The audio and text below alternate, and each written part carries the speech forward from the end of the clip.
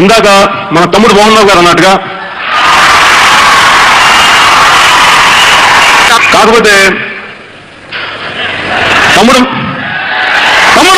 బాగున్నావయ్యా తమ్ముడు. అందుకే అన్నయ్య కళ్ళల్లోకి సూటిగా చూసి చెప్తున్నా, అన్నయ్య మేమందరం ఉన్నాం. నువ్వు ఏ దారి తీసుకుంటే మా ప్రాణాలను ఇస్తాం, మా రక్తం ఇస్తాం.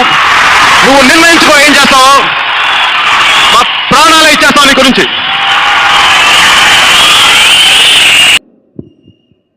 ఒక చిరంజీవి లాంటి ఒక పెద్ద వ్యక్తిని, కొన్ని దశాబ్దాలుగా ఉన్న వ్యక్తిని, తపనున్న వ్యక్తిని మంచి చెయ్యాలి సమాజానికి. చిరంజీవి గారిని ద్రోహం చేసిన వాళ్ళకి జనసేన చెప్పుతో కొట్టినట్టు చెప్తారు. అది మీరు చేయాల్సిన సమాధానం.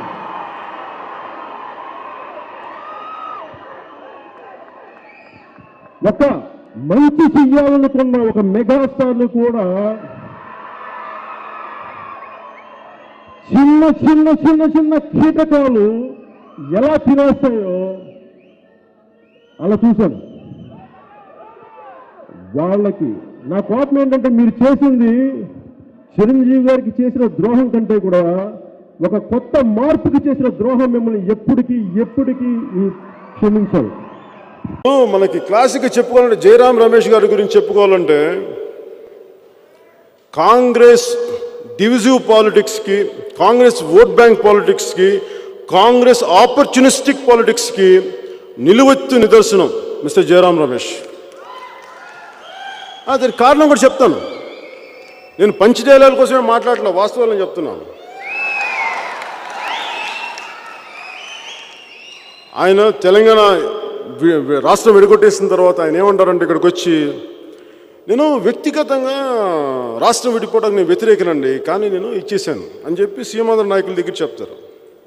అటు కరీంనగర్కి వెళ్ళి ఆయన ఏమంటారంటే,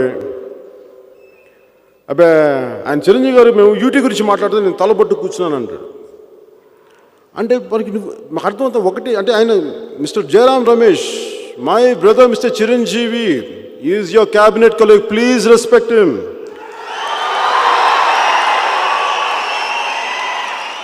Don't try to do the divisive politics. We are sick and tired of Congress. We trusted you. You backstabbed us. That's why I'm giving a call. I'm giving a call to the entire nation. Congress, hatao! Desh, bachao! Congress देश जय जय हिंद. ఇన్ని మంది కోట్ల మంది తెలిసిన ఒక హీరోని కూడా, నా కుటుంబంలోని వ్యక్తిని కూడా చేతులు ఇలా పట్టుకొని నమస్కారం పెడితే ప్రతి నమస్కారం కూడా పెట్టలేని భవన నిర్మాణ కార్మించి చిరంజీవి గారి దాకా చేతులు కట్టుకొని ఉండాలి అన్న ఆలోచన ధోరణి నాకు నచ్చింది. దిగొచ్చావా నువ్వు ముఖ్యమంత్రి అయితే? మేము అలా తగ్గం. జగన్ పరిస్థితి కూడా అదే. ఈ రోజున 175 కాదు, 175 నువ్వు 15 వస్తే గొప్ప. నువ్వు అధికార మదంతో ఒళ్ళు బలిసి కొట్టుకుంటున్న వైసీపీ, ఒళ్ళు బలిసి కొట్టుకుంటున్న వైసీపీ అనబడే మహిషానికి కొమ్ములు ఇరగొట్టి కింద కూర్చోబెట్టి వచ్చే ఎన్నికల్లో సరికొత్త ప్రజాప్రభుత్వాన్ని స్థాపిస్తాం.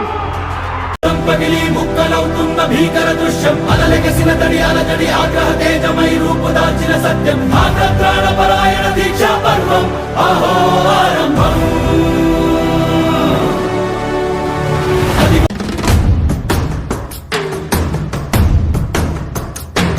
జటాకటాహ సంభ్రమం భ్రమం నిలింపనిచ్చరి విలోల వీచి వల్లరి విరాజమాన